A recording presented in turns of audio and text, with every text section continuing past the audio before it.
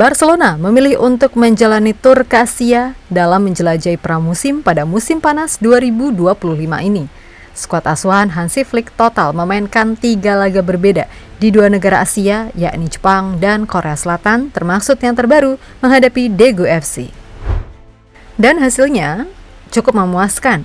Selama di Asia, Blaugrana benar-benar membentuk tim walaupun banyak pemain baru dari akademi maupun rekrutan baru. Nyatanya, satu persatu semua menyatu dengan sistem Hansi Flick. Termasuk pemain seperti Rashford akhirnya mencetak gol debut di laga penutup pramusim. Tur pramusim seperti ini memang penting, tapi nggak bisa buat penilaian persaingan di kompetisi resmi. Akan tetapi setidaknya bisa melihat bagaimana pemain baru bermain sesuai dengan kebutuhan tim dan sistem yang diinginkan pelatih. So inilah berbagai sorotan, hasil, hingga analisa dari tur pramusim Barcelona di Asia.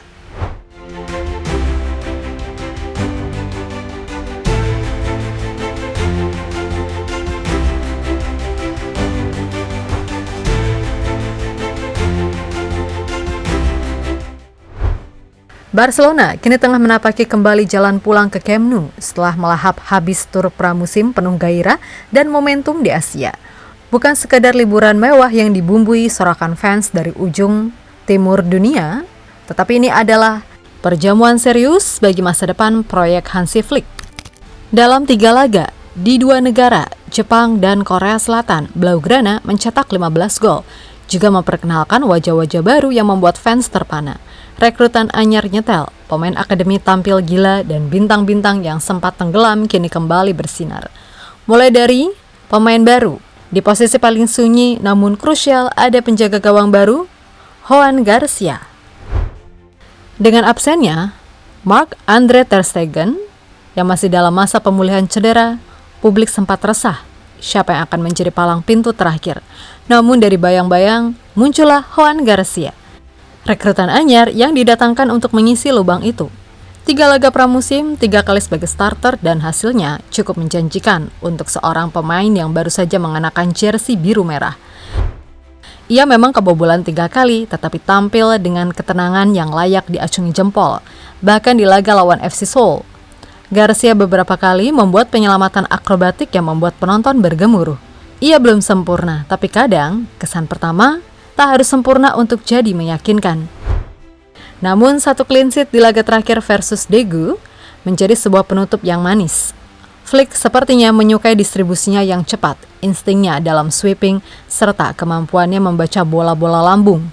Sebuah modal penting dalam sistem garis pertahanan tinggi ala sang pelatih Jerman.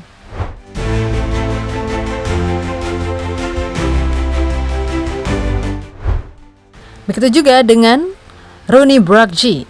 Mungkin tidak banyak yang mengenal namanya dan tidak banyak diekspektasikan secara lebih. Namun hanya butuh 1 sentuhan, 1 penyelesaian tenang ke gawang dari Vissel Kobe untuk mengubah persepsi publik.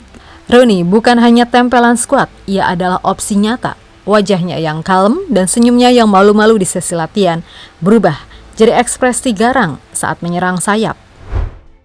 Dia bukan Neymar, bukan Pedro, tapi punya kecepatan dan visi. Terlihat jelas bahwa ia paham kapan harus mengiris ke dalam, kapan harus overlap, dan kapan harus bermain simple. Tur ini bisa jadi awal kisah indahnya bersama Barca. Dan seperti dongeng para underdog lainnya, jangan kaget jika Brugge mencuri panggung musim depan.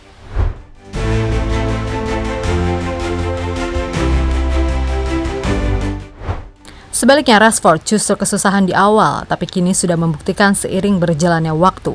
Awalnya banyak yang skeptis, gaya mainnya dianggap terlalu Inggris, terlalu mengandalkan kecepatan dan space, tidak cocok dengan gaya penguasaan bola dan kontrol ritme Barcelona. Tapi siapa sangka, gol debutnya ke gawang Daegu FC bukan hanya soal statistik, tapi juga simbol bahwa Rashford mulai menyatu. Gerakannya makin padu, pengambilan keputusannya makin cepat, dan senyum di wajahnya itu bukan sekedar pencitraan. Rashford menikmati perannya. Flick mengizinkannya bermain melebar dan Rashford tahu tugasnya tarik back, buka ruang, dan kalau bisa selesaikan dengan sempurna. Kalau ia terus seperti ini, bukan tidak mungkin Barca mengaktifkan opsi permanen musim depan.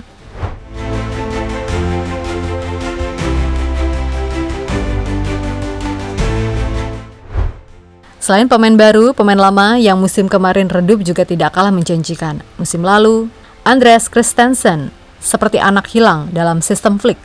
Sering cedera, rotasi terbatas, dan performa yang tidak konsisten membuatnya kehilangan tempat. Namun musim panas ini ia kembali sebagai versi terbaiknya, agresif, percaya diri, dan bahkan mencetak gol. Baru pramusim memang, tapi Flick tak mungkin tak mencatatkan penampilan solidnya di buku catatan. Apalagi kini Christensen tampak memahami sistem trap offside yang sangat Flick banget. Duetnya dengan Kubarsi dan Eric Garcia mulai menjanjikan kestabilan lini belakang. Apakah ini musim kebangkitan Christensen di Barcelona? Waktulah yang akan menjawab. Kemudian Gavi yang musim lalu dihantui cedera juga menjalani pramusim dengan sempurna.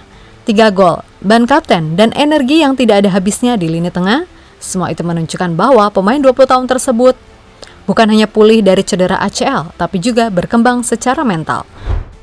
Musim lalu, Gavi kehilangan sebagian besar waktunya karena cedera berat, tapi kini ia seolah lapar akan segalanya. Flick memberinya kepercayaan, dan Gavi membalasnya dengan performa kelas dunia.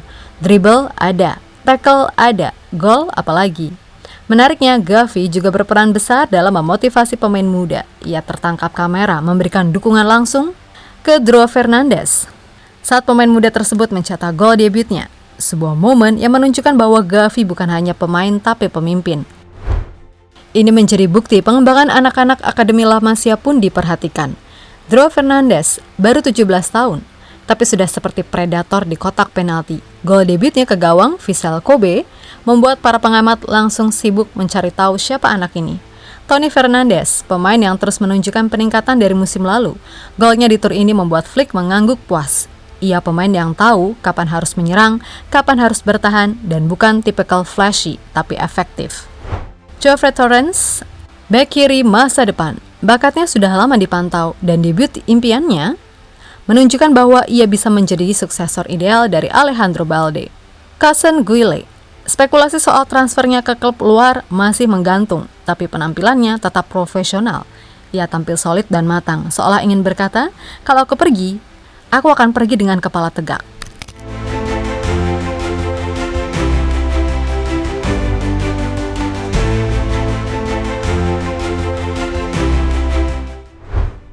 Sementara satu nama yang selalu jadi sorotan super adalah Lamine Yamal. Kini ia mengenakan nomor punggung 10, warisan dari Messi dan ikon besar lainnya. Tapi beban tersebut tampaknya tidak menggoyahkan semangatnya. Yamal mencetak 2 gol, menyumbangkan 1 assist dan membuat highlight demi highlight dengan dribble serta gocekan khasnya. Ia seperti berkata bahwa nomor 10 bukan tekanan, tapi tanggung jawab yang kuterima dengan senyum. Terlepas dari segala kontroversi di luar lapangan, Yamal menunjukkan bahwa ia masih bisa fokus. Dan musim ini, ia ingin meledak lebih besar lagi. Dunia sebaiknya siap-siap. Lalu bagaimana dengan pilar-pilar utama lainnya? Mereka tetap jadi poros permainan. Kubarsi, Balde, Martin, dan Eric Garcia makin dewasa di belakang. Koundé tetap solid, fleksibel bisa main di kanan ataupun tengah. Casado, Olmo, Pedri, dan De Jong di lini tengah tampil seperti biasa, tenang, visioner, dan mampu mengatur tempo dengan elegan. Mereka adalah pengingat bahwa meskipun ada darah muda dan wajah baru, tim ini tetap solid.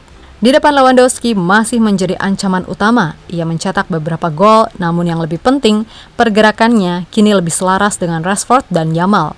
Ferran Torres menunjukkan fleksibilitas bermain di berbagai posisi, dan meskipun rapinya belum mencetak gol, kontribusinya dalam build-up dan pressing tetap luar biasa. Sejauh ini, semua penyerang tampil cukup efisien, tapi musim baru akan membawa ujian sesungguhnya.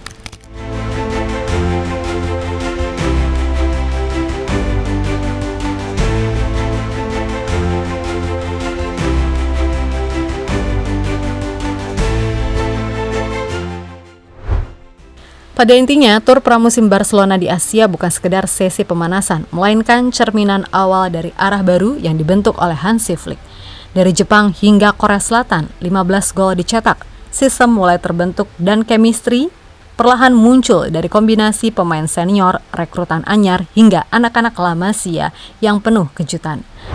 Rekrutan seperti Joan Garcia, Rooney Bargi, hingga Marcus Rashford menunjukkan bahwa adaptasi adalah kunci. Sementara wajah-wajah lama seperti Christensen, Gavi, dan Lewandowski memberikan jaminan kualitas dan pengalaman.